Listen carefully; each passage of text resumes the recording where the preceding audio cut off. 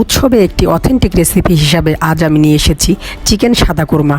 এটা করার জন্য আমাকে প্রথমে করতে হবে টক দইটা ভালো করে ফেটতে হবে। এখানে আমি 1 কাপ টক দই নিয়েছি এক চিকেনের জন্য।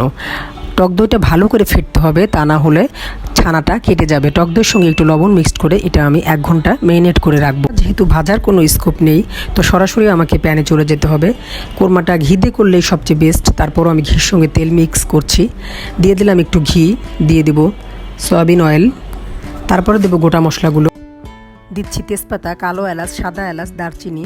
এটা দিয়ে একটু ফ্লেভারের পর্যন্ত অপেক্ষা করব। তারপরে দিয়ে দেব পেঁয়াজ পেস্ট। পেঁয়াজ পেস্টের পরে ভালো করে নাড়তে হবে, যেহেতু পেঁয়াজ পেস্টে পানি থাকে। ভালো করে নাড়াচাড়া করার পরে দিয়ে দেব আদা বাটা, রসুন বাটা, 3 ধরনের বাদাম পেস্ট করে রেখেছি আমি, তার সঙ্গে কাঁচামরিচ, সেটা দিয়ে দিলাম। বাদাম পেস্ট ছাড়া আসলে কোরমা সম্পূর্ণ। সবগুলো দিয়ে ভালো করে নাড়াচাড়া করতে হবে। রান্নার বৈশিষ্ট্যই আসলে যত বেশি কষাবেন আপনি, ততই মজা লাগবে। এখানে সব ধরনের মশলা দিয়ে আমি কষিয়ে নিচ্ছি। কষিয়ে নেওয়ার পরে দিয়ে দিলাম ম্যারিনেট করা চিকেনগুলো।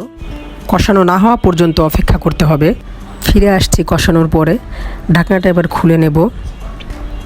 ভালো হালকা সিদ্ধ হওয়ার পরে দিয়ে দিলাম দুধ। এটা মেনলি দুধেই রান্নাটা কমপ্লিট করতে হবে। ফোটানো দুধ ঠান্ডা করে দিতে হবে। কাঁচা দুধ এখানে একদমই ইউজ করা যাবে না।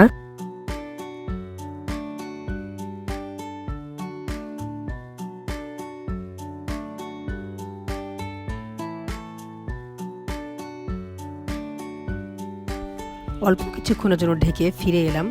এবার দিয়ে দেব কাঁচামরিচ, আলু বোখারা, 1 চামচ চিনি, গুঁড়া দুধ। গুঁড়া দুধটা দিলে খুবই টেস্টি হবে কোরমাটা। সব কিছু দেওয়ার পরে আমি যেহেতু এখানে কোনো শুকনো মরিচের গুঁড়া ইউজ করিনি, তার জন্য এটাকে চিকেন সাদা কোরমা বলা হচ্ছে। তো ঢেকে রাখছি 10 মিনিট। রেসিপিটি যদি ভালো লাগে তো অবশ্যই বাড়িতে ট্রাই করতে হবে এবং সাবস্ক্রাইব করতে হবে। Thank you. আল্লাহ হাফেজ।